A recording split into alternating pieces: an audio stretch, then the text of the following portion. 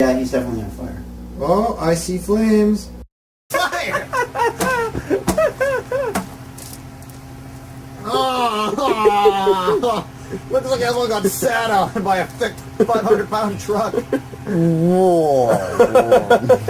Welcome to Sesame's. Your Hi, turkle. This is your nightmare.